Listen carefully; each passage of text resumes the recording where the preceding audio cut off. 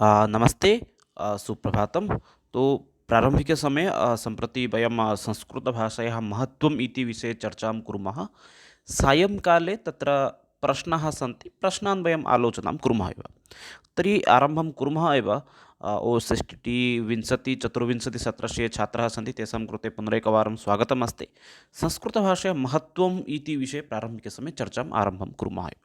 ते चलामः। ये केऽपि नूतनाः सन्ति ते अस्माकं सोशियल् मीडिया सैट् मध्ये प्रवेष्टुम् अर्हन्ति। इतः भवन्तः मुख्यतः यथा टेलिग्राम्तः भवन्तः टेलिग्राम् वर्तते यत् टेलिग्राम्तः भवन्तः अस्माकं नियुक्तिसम्पर्कीयसूचनाः प्राप्तुं शक्नुवन्ति। तद्वत् एव अस्माकम् इन्स्टाग्राम्तः अपि भवन्तः नियुक्तिसम्पर्कीयसूचनां प्राप्तुम् अर्हन्ति। अतः इदानीमेव अचिरात् एव प्रविशन्तु। यदि अस्माकं सूचीपत्रं पश्यामः, OSSTT सूचीपत्र या भवति, तत्र भवन्तः पश्यन्तु संस्कृतशिक्षणस्य विषये प्रारम्भिकसमये अस्ति एव संस्कृतशिक्षणस्य सामान्यम् उद्देश्यं महत्त्वं च। अतः अद्य सद्य वयं संस्कृतभाषायाः अथवा संस्कृतशिक्षणस्य महत्त्वम् उद्देश्यं च एतयोः विषये चर्चां कुर्मः एव। प्रारम्भिकसमये अस्ति संस्कृतवास्तविकरूपेण किं भवति, संस्कृते एका भाषा भवति एव। यथा अस्माकम् ओडियाभाषा अस्ति, हिन्दीभाषा अस्ति, तेलुगुभाषा अस्ति, कन्नडभाषा अस्ति, तद्वदेव एषा एका का भवति, भाषा भवति संस्कृतभाषा। अतः भाषा इति शब्दस्य प्रारम्भिकरूपे शाब्दिक अर्थः किं भवति पश्यन्तु। भाषा इति शब्दस्य अत्र अर्थं भवति, भाषाशब्दः मूलतः संस्कृतभाषा भास् धातुतः निष्पन्नः भवति। कदाचित् प्रश्नः भवति एव, भाषा इति शब्दः कस्मात् निष्पन्नः इति। भाषा इति शब्दः भास् धातुतः निष्पन्नः भवतिरेव। तद्वदेव वदति किं पुनश्च, भाव अभिव्यक्तेः मुख्यं साधनम् अस्ति भाषा इति। भाव अभिव्यक्ति अर्थात् अस्माकं मनसि या भावना अस्ति, यत् चिन्तनम् अस्ति, तस्य अभिव्यक्तिशब्दस्य अर्थं किं भवति, प्रकाशनम्, अग्रे प्रेरणं। तस्य तदर्थमेव का साधनं भवति, तदर्थमेव साधनं भवति भाषा इति। अवगच्छन्ति। भाषाशब्द भाषायाः आवश्यकता किमर्थं न, भाव अभिव्यक्तिनिमित्तं, भावविनिमयनिमित्तं, भावप्रकाशननिमित्तमेव भाषायाः आवश्यकता भवति। संसारे सर्वे ये केऽपि सन्ति सर्वे अपि स्वकीयं भावं प्रकाशयन्ति एव। यथा भवन्तः पश्यन्ति चेत् भाषायाः प्रकारविषये अपि चर्चाम् अग्रे कुर्मः। तत्र मूलतः भाषा अस्माकं इत्युक्ते भाषायाः प्रकारत्रयं भवति। यथा एकं भवति किं, लिखितभाषा। सामान्यरूपेण वयं सर्वे जानीमः यत् लिखितमस्ति सा एव भवति लिखितभाषा। अन्य एका भवति मौखिकभाषा। प्रायतः सर्वे जानन्ति, जानीमः वयं भाषायाः प्रकारद्वयम्, एकं लिखितभाषा अस्ति, अन्येका मौखिकभाषा। अन्तिमे आगच्छति साङ्केतिकभाषा इति। बहवः भाषावैज्ञानिकाः अथवा बहवः भाषाविद् जनाः वदन्ति यत् साङ्केतिकवास्तविकरूपेण भाषा नास्ति इति। किन्तु सा अपि एका भाषा अस्माकं। यथा मुख एकः अस्ति, सः सङ्केतद्वारा एव वदति। भोजनम् आवश्यकं भवति, तदा एकः छात्रः केवलं हस्तम् उपरि कृत्वा दर्शयति भोजनम् आवश्यकम् इति। सा साङ्केतिकभाषा अस्ति एव। वयमपि स्मरामः, यदा विद्यालये आसन् तदा यदि लघुशङ्का, यदि गमनस्य इच्छा भवति तर्हि स्थाने उत्थाय एव न वदामः स्म एव लघुशङ्का गन्तव्यम् इति। अथवा तत्रापि लिखित्वा पत्रं न दद्मः यद् महोदय लघुशङ्का गन्तव्यं, तदर्थं केवलं भवन्तः उत्थाय केवलं किं यद् अन्तिम अङ्गुली अस्ति हस्तस्य तां दर्शयन्ति चेत् सः अध्यापकः वदति अस्तु गच्छतु इति। अतः एव भवति भाषा अस्माकं त्रिविधं भवति। इत्युक्ते एका भवति लिखितभाषा, मौखिकभाषा, साङ्केतिकभाषा। एवं प्रकारेण भाषायाः प्रकारत्रयं भवति एव। पश्यामः चेत् अस्माकं संस्कृतविषये, संस्कृते अस्माकम् आदिवाङ्मय, संस्कृतभाषा यदि रचितानि कानिचन ग्रन्थस्य विषये, ते अस्माकम् आदिवाङ्मयः कः इत्युक्ते, आदिवाङ्मयः अस्माकं भवति ऋग्वेदः। एतद् वयं सर्वेपि जानीमः, अस्माकम् आदिवाङ्मयः भवति ऋग्वेदः इति। भर्तृहरिमतानुसारं किं भवति, एतत् श्लोकं भवन्तः निश्चयेन स्मरन्तु। ये खलु नवीनाः सन्ति, नूतनाः सन्ति, भवन्तः निश्चितरूपेण एतत् श्लोकं स्मरन्तु। यतोहि बहुवारम् अहं दृष्टवान् एव, तत्र प्रश्नाः आगच्छन्ति एतस्मात् सन्दर्भात्। श्लोकः किं वदति, अनादिनिधना नित्या वाक्सृष्ट्वा स्वयंभुवा आदौ वेदमयी दिव्या यतः सर्वा प्रवृत्तयः। एतत् श्लोकं किञ्चित् भवन्तः अपि स्मरणे स्थापयन्तु। अत्यन्त उपयोगी भवति, परीक्षा उपयोगी वर्तते एव।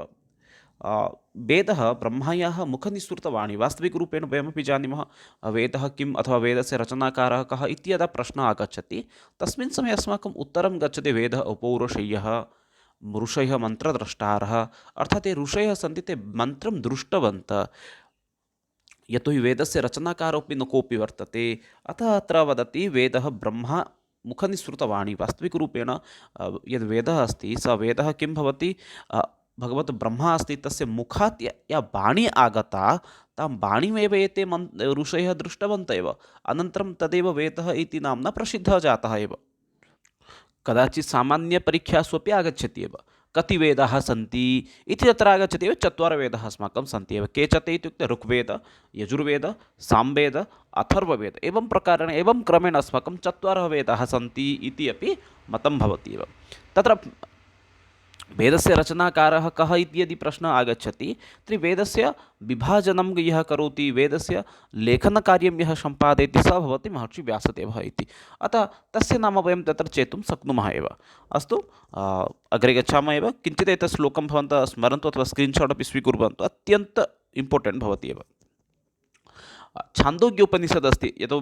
वेद अस्ति वेदात् अनन्तरम् उपनिषदः आगच्छति अतः छान्दोग्य उपनिषदे तत्र उल्लेखः अस्ति संसारे ब्रह्माण्डे यदि कश्चन यदि आदिपुरुषः भवति सः आदिपुरुषः कः सः आदिपुरुषः अर्थात् प्रथमव्यक्तिः भवति ब्रह्मा पुरुषस्य वाचिकरसः यदि वयं पश्यामः पुरुषस्य वाचिकरसः भवति ऋग्वेदः इति अस्तु मार्क्स् मुलर् यदि वयं पश्यामः तद्वदेव मार्क्स् मुलर् यदि वयं पश्यामः मार्क्स् मुलर् कश्चन वैदेशिकः अस्ति एव तस्य मतानुसारं वेदस्य कालः इत्युक्ते समयः कस्मिन् समये वेदः रचितः इति कदाचित् प्रश्नः भवति चेत् तस्य उत्तरं वयं वक्तुं शक्नुमः एव मार्क्स् मुलर् मतानुसारं प्रायः 400 वर्षात् पूर्वं वेदः रचितः इति तस्य मतं भवति एव अहमपि न जानामि किमर्थं जनाः मार्क्स् मुलर् इत्यस्य मतं स्वीकुर्वन्ति यदि संस्कृतक्षेत्रे तस्य योगदानं तथा किमपि नास्ति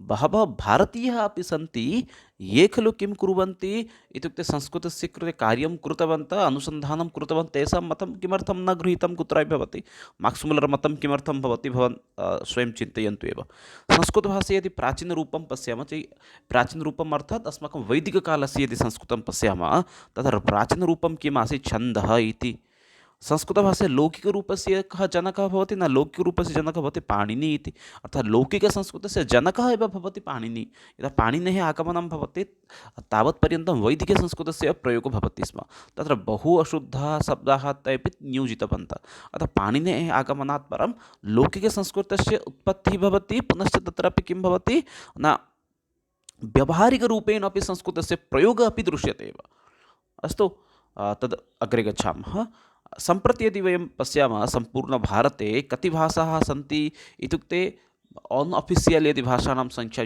गणनां कुर्मः 782 इत्युक्ते 82,700 भाषाः सन्ति 782 भाषाः सन्ति यया भाषया जनाः किं कुर्वन्ति वार्तालापं कुर्वन्ति तेषां वार्तालापस्य भाषा भवति 782 यथा ओडिशाप्रदेशे इति पश्यन्तु कदाचित् मनसि सन्देहः भवति अतः सन्देहस्य निवारणनिमित्तं वदामि ओडिशाप्रदेशे भवन्तः पश्यन्तु ओडिशाप्रदेशस्य मुख्यभाषा अफिशियल् भाषा भवति ओडियाभाषा अनन्तरं सम्बल्पुरी प्रति गच्छतु सम्बल्पुरे एका भिन्ना भाषा भवति तद्वदेव एका भाषा भवति आदिवासीनां भाषा बोण्डा भाषा इति भवति कुई भाषा इति भवति अतः अयं व्याजेन यदि वयम् अस्माकं ध्यानं गच्छति अनेन व्याजेन वयम् अपि जानीमः प्रायतः किं भवति बह्व्यः भाषाः सन्ति यथा सम्बल्पुरी भाषा पश्चिमोत्कले या भाषया जनाः वार्तालापं कुर्वन्ति तस्याः भाषायाः किं भवति लिपि नास्ति तस्याः भाषया किं नास्ति इत्युक्ते पुस्तकानां प्रकाशनं नास्ति तथापि 1.5 जनानां मातृभाषा भवति एव सम्बल्पुरी भाषा यदि खलु 782 भाषा अस्माकं भारते सन्ति तासु भाषासु 63 भाषाः 63 भाषाः भवन्ति अणभारतीयभाषाः अणभारतीयः इत्युक्ते फारेन् लाङ्ग्वेज् यत् भवति यथा उदाहरणत्वेन वदामि अणभारतीयभाषासु केषाम् आगमनं भवति इत्युक्ते तत्र प्रमुखतः इङ्ग्राजी भाषा भवति प्रमुखतः जर्मनी भाषा भवति चैनीस् भाषा भवति उर्दू भाषा भवति एताः भाषा अस्माकं किं भवति अणभारतीयभाषाः भाषापरिवारसम्पर्के कश्चन एकः स्वतन्त्रः वीडियो अपि मया अनन्तरम् एव निर्माणं करिष्यामि तस्मिन् समये भवन्तः ज्ञातुं शक्नुवन्ति का भारतीयभाषा का वैदेशिकभाषा यथा मया उक्तम् उर्दू एका वैदेशिकभाषा इति किन्तु वयं चिन्तयामः उर्दू भारतीयभाषा इति इङ्ग्रेजीभाषा वैदेशिकभाषा भवति अतः एवं प्रकारेण 63 भाषाः सन्ति याः ताः भवन्ति भारतीयभाषाः तद्वदेव यदि लिखितभाषाणां विषये यदि चर्चां कुर्मः, भारते 15 लिखितभाषाः सन्ति। यथा येषां लिपिः प्रचलति, यथा पश्यन्तु भवन्तः, हिन्दी एका भाषा भवति, तद्वत् ओडिया एका भाषा भवति, यत्र लिपि अपि लेखनस्य व्यवस्था भवति। हिन्दी मध्ये अपि किं भवति, ब्रजभाषा इति भवति, किन्तु अस्य लिपि अपि समानं भवति, हिन्दीवत् एव अस्ति। अतः एवं प्रकारेण अस्माकं लिखितभाषाणां संख्या किं भवति, 15 इति भवति। एतत् किञ्चित् भवन्तः अपि स्मरन्तु एव। अग्रे पश्यामः भाषाविषये, भाषायाः महत्त्वम् इत्युक्ते संस्कृतभाषायाः महत्त्वं पश्यामः। भाषाशब्दः संस्कृतभाषायाः भास् धातुतः निष्पन्नः, अत्र न सन्देहः भवति एव। भावग्रहण भाव अभिव्यक्तिः मुख्य साधनं भवति भाषा। भाव अभिव्यक्तिनिमित्तमेव अस्माकं भाषायाः आवश्यकता नित्यान्तं भवति एव। जनानां किं भवति, भाषासम्पर्के जनानां मुख तालु आदिभ्य उच्चारण अवयवेभ्यः समुचित उच्चारितानां सार्थक ध्वनिसमुदायानां समष्टिरेव भाषा। भाषा इत्युक्ते किं स वदति, एतत् मुख्यभाषायाः परिभाषा भवति। जनानां मुख तालु आदिभ्यः, मुख अस्ति तालु अस्ति इत्युक्ते जिह्वायाः उपरि यत् स्थानं भवति तद् भवति तालु। मुख तालु आदिभ्य उच्चारण अवयव्य, उच्चारण अवयव इत्युक्ते आमर जो 10टी उच्चारण स्थान रही, यथा कंठ, तालु, मूर्धा, दंत्य, ओष्ठ, कंठी, ओष्ठ, एवं प्रकारेण ये अस्माकं किं भवन्ति ना उच्चारण अवयवाः सन्ति, तेषां समुचितानां सार्थकं ध्वनिसमुदायानां, तत्र यदि अस्माकं किं भवति, स्वर तावत्पर्यन्तम् अथवा अस्माकं यद् अवयवः अस्ति यदि स तत्र गत्वा स्पर्शं करोति, तेन व्याजेन किं भवति, एका भाषायाः उत्पत्तिः भवति। भाषाद्वारा व्यक्तित्वविकासः भवति, पुनश्च समाजे स्वतन्त्रपरिचयः प्राप्नोति। यदि अस्माकं भाषा शुद्धा अस्ति तर्हि अस्माकं समाजे अपि परिचयः आगच्छति, अस्माकं व्यक्तित्वस्य अपि विकासः भवति। अतः उत्तमः यः साहित्यिकः भवति तस्य सर्वत्र सम्मानं भवति। यः किमपि न जानाति, केवलम् एवं करोति कार्याणि, तस्य समाजे प्रशंसा न भवति। अतः वद्य किं भाषा भवति, व्यक्तित्वविकासनिमित्तं भाषा अत्यन्तं आवश्यकम् अस्ति। समाजे स्वतन्त्र परिचयं निर्मातुम् अपि भाषायाः आवश्यकता भवति एव। भिन्नभिन्न भाषाविद् जनानाम् एव का मतिः अस्ति, का चिन्तनम् अस्ति, किं चिन्तनं तदेकवारं पश्यन्तु एव। स्वीट् महोदय वदति, ध्वन्यात्मकशब्दैः विचाराणाम् अभिव्यक्तिः एव भाषा भवति। ध्वन्यात्मकशब्दैः अर्थात् ध्वनियुक्तशब्द, केवलं शब्दः इत्यत्र न वदति, ध्वनियुक्तशब्दः अर्थात् यद् करणेन यदि काचित् ध्वनिः आगच्छति सः भवति ध्वनियुक्तशब्दः। ध्वन्यात्मकशब्दे विचारणं प्रकटीकरणं, ध्वनिद्वारा किं भवति, विचारणं प्रकटीकरणं, यद् विचारः अस्ति तस्य प्रकटनं करणीयम्, एवं सा एव किम् अस्ति, भाषा इति उच्यते एव। अर्थात् एकं लघु उदाहरणं वदामि। वास्तविकरूपेण बहवः चिन्तयन्ति यद् किमर्थं संस्कृतेन पूर्णकक्षा भवति इति। अहं कक्षया पूर्वमेव तत्र पूल् कृतवान् एव, कया भाषया भवन्तः कक्षाम् इच्छन्ति, प्रत्युत्तरम् आगच्छन् बहूनामेव संस्कृतम् इति। अतः संस्कृतभाषा एव चालयामः अग्रे। किं वदति, उदाहरणम् एकं वदामि। यथा स्वीट् महोदयस्य उदाहरणं भवति, एकः यानं गच्छति, सः हार्न् ददाति, तेन किं करोति, सः स्वकीयं विचारं प्रकटयति यद् किम् इति। एतत् साङ्केतिकभाषा भवति, सा साङ्केतिकभाषा। यानं गच्छति, तद् हार्न् ददाति, साङ्केतिकभाषा। साङ्केतिकभाषा सः किं वदति, न किञ्चित् मार्गं त्यजतु इति। तर्हि प्लाटो महोदयस्य किम् अस्ति, प्लाटो महोदय वदति, चिन्ता आत्मनः निरववार्तालापः, किन्तु यदा तदेव मुखे आयाति तदा सा भाषा भवति। प्रारम्भिकसमये चिन्तनम् आत्मा एतयोः मध्ये मौनवार्तालापं भवति, यदा बहिरागच्छति तदा किं भवति, सा भाषा इत्येव उच्यते एव। दण्डी वाचामेव प्रसादेन लोकयात्रा प्रवर्तते। किं वदति, न वाचामेव प्रसादेन लोकयात्रा प्रवर्तते। एतत् कस्य उक्तिः अस्ति, न दण्डीमहोदयस्य उक्तिः वर्तते एव। वाचाम् एवं प्रसादेन लोकयात्रा प्रवर्तते। अस्तु, क्षणमेकं। संस्कृतभाषाविषये यदि वयं पश्यामः, संस्कृतं भवति अस्माकं भारतस्य भवतु अथवा जगतः एव एका पुरातनभाषा भवति एव, प्राचीनतमा भाषा भवति एव। एतत् जानीमः, कदाचित् प्रश्नः अपि भवति एव, का सर्वा पुरातनभाषा, पुरातनभाषा भवति संस्कृतभाषा इति। पुनश्च संस्कृतं किमस्ति न, सुरभारती, पुनश्च भारती, अमरभारती, अमरवाणी, सुरवाणी, गिर्वाणवाणी, एवं बहुविधेषु नामेषु एव किम् अस्ति, एषा संस्कृतभाषा नैकेषु स्थानेषु प्रतिभामेव प्रदर्शयन्ति एव। पुनश्च वदति, संस्कृतं नाम दैवीवाक् अन्वख्याता महाकविः इति उक्ति दण्डिना बहु प्रसिद्धा उक्तिः अस्ति। दण्डेः यानि काव्यानि भवन्ति अथवा यानि यानि कृतानि सन्ति वयं तु जानीमः एव। तत्रैव सः एकं प्रसिद्धं वाक्यं वदति, किं वदति, संस्कृतं नाम दैवीवाक् अन्वेक्षाता महर्षिभिः इति कवे कस्य अस्ति न, दण्डिनः एव उक्ति वर्तते एव। क्षणं महत्त्वम् इति विषये सम्प्रति पश्यामः। संस्कृतं वास्तविकरूपेण किं भवति, सर्वासां भारतीयभाषाणां जननी भवति। एतत् किञ्चित् वयं स्मरामः। अस्माकं याः भारतीयभाषाः सन्ति, यथा हिन्दी भवतु, ओडिया भवतु, बङ्गाली भवतु, असमिया भवतु, मराठी भवतु, गुजराती भवतु, एतासां भाषाणां किं भवति, संस्कृतभाषा जननी एव अस्ति। जननी इत्युक्ते माता सदृशते। यतोहि अत्र प्रायः 95% शब्दाः संस्कृतभाषातः एव गृहीताः सन्ति एव। ओडियाभाषा पश्यन्तु, गुजराती पश्यन्तु, तत्र पञ्जाबी पश्यन्तु, सर्वत्र समानस्थितिः एव अस्ति एव। अग्रेवति वेदाः, पुराणानि, धर्मशास्त्रादि ग्रन्थानि अपि संस्कृतभाषया सन्ति। अस्माकं यत् मुख्यग्रन्थाः वर्तन्ते, यथा धर्मशास्त्रानिमित्तं शुक्राचार्यस्य धर्मशास्त्रं भवतु, कौटिल्यस्य अर्थशास्त्रं भवतु, अथवा भरतस्य नाट्यशास्त्रं भवतु, अथवा चत्वरवेदः, अन्यानि यानि यानि भवन्ति, एताः वेदाः, 18 पुराणानि, एते सर्वे अपि कया भाषया लिखितम् इत्युक्ते संस्कृतभाषया एव लिखितानि सन्ति एव। पुनश्च वदति, संस्कृतभाषासाहित्यस्य व्याकरणे सुसमृद्धमस्ति। एतत् सर्वे महत्त्वानि सन्ति, महत्त्व अङ्गानि सन्ति एव। संस्कृतभाषया किं भवति न, साहित्य, व्याकरण आदिविषयाः ये सन्ति, तेषामपि किं भवति न, तेषामपि किं वर्तते न, प्रसिद्धिः अपि वर्तते। यथा अस्माकं संस्कृतसाहित्यस्य अभिज्ञानशाकुन्तलम् इति नाटकम् अस्ति, तस्य समृद्धिः तु सर्वत्र अस्ति एव। नैकासु भाषासु तस्य अनुवादमपि जातं वर्तते। अतः वक्तुं शक्नुमः, संस्कृतभाषास्य साहित्यं, व्याकरणम् इत्यादीनामपि सुसमृद्धानि वर्तन्ते। अतः नैकेषु स्थानेषु तेषामपि प्रसिद्धिः अपि अस्ति एव। बौद्धिक आध्यात्मिक ज्ञानादिनिहितं निमित्तं धर्म अर्थ मोक्ष कामक चतुर्विध पुरुषार्थः अपि आवश्यकता भवति। पुरुषार्थचतुष्टयस्य विवर्णनं कुत्र भवति न, संस्कृतसाहित्ये भवति। पुरुषार्थचतुष्टयं किं नाम, धर्म अर्थ काम मोक्ष।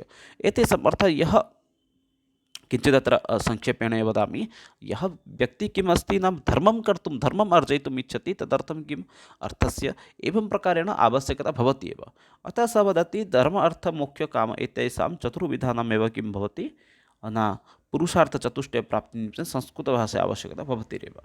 पुनश्च वदति, संस्कृते एव भारतीयसंस्कृतिः निहितमस्ति। निसन्देहः अत्र वर्तते, अस्माकं भारतीयसंस्कृतिः या अस्ति, सा संस्कृतिः संस्कृतभाषया सह एव संश्लिष्टः भवति। अतः सः वदति, भारतीयसंस्कृतिः किं भवति, भाषया सह एव सम्पर्कं स्थापनीयमेव। अतः यः भारतीयसंस्कृतिं ज्ञातुम् इच्छति, स यदि संस्कृतभाषां पठति, स निश्चितरूपेण भारतीयसंस्कृतिं सम्यक्तया ज्ञातुम् अर्हति एव। उत्तमचरित्रनिर्माणार्थमपि संस्कृतभाषा आवश्यकता भवति। यथा संस्कृते यथा अस्ति, मातृवत्परदारेषु, लौष्ठवत्परद्रव्येषु, आत्मवत् सर्वभूतेषु यः पश्यति स पंडितः। श्लोकस्य भावः एवं भवति, यः व्यक्ति किं करोति, अपरं कन्यां पश्यति, अपरं स्त्रीं पश्यति चेत् तस्य मनसि किं भवति, मातृवत् एव तस्य मनसि यदि भावना आगच्छति। पुनश्च भवति, मातृवत् परतारेषु, लौष्ठवत् परद्रव्येषु, अन्यस्य द्रव्यं यदि पश्यति, तद् द्रव्यं यदि सः किं पश्यति, लोष्टसदृशम् इति चिन्तयति, लोष्टः पस्तरखण्ड इति चिन्तयति।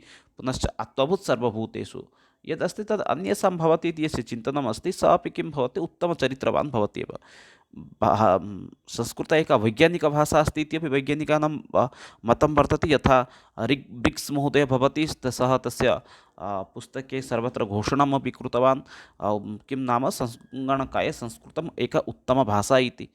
मार्क्स् मुलर् मतानुसारेण 1857 ख्रीष्टाब्दे मार्क्स् मुलर् एव ऋग्वेदस्य अनुवादमपि कृतवान् एव। पुनश्च भारतस्य प्रतिष्ठिते संस्कृतः एतद् वाक्यं केन उक्तम् इत्युक्ते विल्सन् महोदय भवति, सः एव उक्तवान् एव। भारतस्य प्रतिष्ठे संस्कृतिद्वयम् इति केन उक्तम् इत्युक्ते तत्र विल्सन् महोदयेन उक्तमेव। 1785 मीते वर्षे गीतायाः आङ्ग्ल अनुवादः चार्ल्स् विल्किन्स् महोदयः कृतवान्। कदाचित् प्रश्नः आगच्छति एव, केन कृतवान्, श्रीमद्भगवद्गीतायाः अनुवादः चार्ल्स् विल्किन्स् महोदयः तस्य रचनां करोति एव। कदा न, 1785 तमे वर्षे एव। मनुः इत्युक्ते अस्माकं मनुः वचनं किं भवति न, एतद्देश प्रसूतस्य सकाशा सकाशात् अग्रजन्मनः स्वं स्वं चरित्रं शिक्षरन् पृथिव्यां सर्वमानवाः। पृथिव्यां ये केऽपि मानवाः सन्ति ते सर्वे अपि मानवाः मनुवचनं यथा अस्ति तथैव तस्य पालनमपि कुर्वन्ति एव। अथवा पृथ्वीपालनमपि मतम् एतदस्ति किं नाम भारतात् अन्ये उद्भूताः ते अन्यत्र गत्वा चालयन्ति संस्थामेव।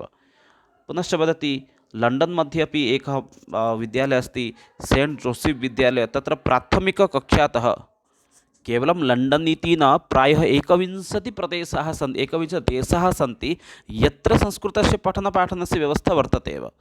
अस्तु, इतोपि किञ्चित् पश्यामः चेत् संस्कृतवास्तविकरूपेण एका प्राचीनतमा भाषा अस्ति यत्र सांस्कृतिकी भाषा भवति, अर्थात् तत्रापि वाक्यानि प्रसिद्धानि सन्ति। उदारचरितानां तु वसुधैव कुटुम्बकम्, अर्थात् पूर्णं श्लोकमपि कदाचित् प्रश्नेषु आगच्छति एव।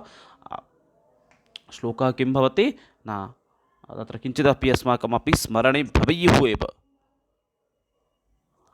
श्लोकमिदम् एवं वर्तते, अयं निजुपरो वेति गणनां लघुचेतसाम् उदारचरितानां तु वसुधैव कुटुम्बकम्। अर्थात् एतदपि अस्माकं मनसि अपि स्थापनीयमेव एतादृशानि चिन्तनानि। पुनश्च वदति सर्वे भवन्तु सुखिनः सर्वे सन्तु निरामया। एतादृशानि यथा सर्वेषां सुखं भवतु इति भावना कुत्र अस्ति इत्युक्ते संस्कृतभाषायामेव वर्तते एव। राष्ट्रीय एकतायाः भाषा एव भवति। यथा पश्यन्तु, हिमालयतः कन्याकुमारीपर्यन्तम्, आसामतः गुजरातपर्यन्तं सर्वत्र भिन्नभिन्नभाषाद्वारा एव जनाः वार्तालापं कुर्वन्ति एव, वयं सर्वे जानीमः एव। किन्तु यदि सर्वत्र अपि मातृभाषा भिन्ना भिन्ना अस्ति, किन्तु एका कामन् भाषा भवति, सा भवति का इत्युक्ते संस्कृतभाषा। सा संस्कृतभाषा जम्मूप्रदेशे अपि अस्ति, सा संस्कृतभाषा केरलप्रदेशे अपि वर्तते। अतः राष्ट्रम् एकाकीकर्तुं यदि काचित् भाषा यदि आवश्यकता अस्ति, कस्यचित् भाषायाः आवश्यकता भवति, तर्हि सा भाषा का भवेत् इत्युक्ते संस्कृतभाषा भवेत् एव। तत्र एव श्लोकमेकमपि अस्ति, राष्ट्रीय एकता विषये वदति। अद्यापि संविधानदिवसः भवति। अयोध्या मथुरा माया काशी काञ्ची अवन्तिका वैशाली द्वारिका धेया पूरी तक्षशिला तव। अत्र प्रसिद्धानि यानि यानि किं भवति अस्माकं स्थानानि सन्ति तेषां विषये वदति। किं वदति न, अयोध्या मथुरा माया काशी काञ्ची अवन्तिका, पुनश्च वैशाली द्वारिका धेया पूरी तक्षशिला गया। अर्थात् अन्तिमे सः किं कस्य इत्युक्ते उत्कलं प्रति आगच्छति। सर्वत्र यदि एते प्रसिद्धाः नगराणि सन्ति, यदि एतेषु स्थानेषु यदि राष्ट्रीयकताया भाषा संस्कृतं भवति, समग्रभारते अपि संस्कृतं भविष्यति एव। पूरा संस्कृतं, पूरा अर्थात् पूर्वकाले संस्कृतं लोकभाषा आसीत्, जनाः संस्कृतेन एव वदन्ति स्म। यदि किञ्चित् पूर्वं यदि गच्छामः, दण्डिनः रचनासमये यदि पश्यामः तर्हि तस्मिन् समये अपि जनानां भाषा का आसीत्, संस्कृतभाषा आसीत् एव। कालान्तरे सा भाषा भिन्नभिन्नभाषासु परिवर्तिता एव। अतः वयं ज्ञातवन्तः संस्कृतभाषायाः महत्त्वविषये, संस्कृतभाषायाः कुत्र कुत्र समग्रविश्वे व्यवहारः भवति तदपि वयं जानीमः। अतः एवं प्रकारेण अग्रे अपि वयं किं कुर्मः, व्यवहारदृष्ट्या केचन प्रश्नाः सन्ति परीक्षा उपयोगिनः, तेषां प्रश्नानाम् अभ्यासः वयं सायङ्काले कुर्मः। तावत्पर्यन्तं विरमामि। जयतु भारतं, वदतु संस्कृतं, वन्दे मातरं। धन्यवादः सर्वेषां कृते।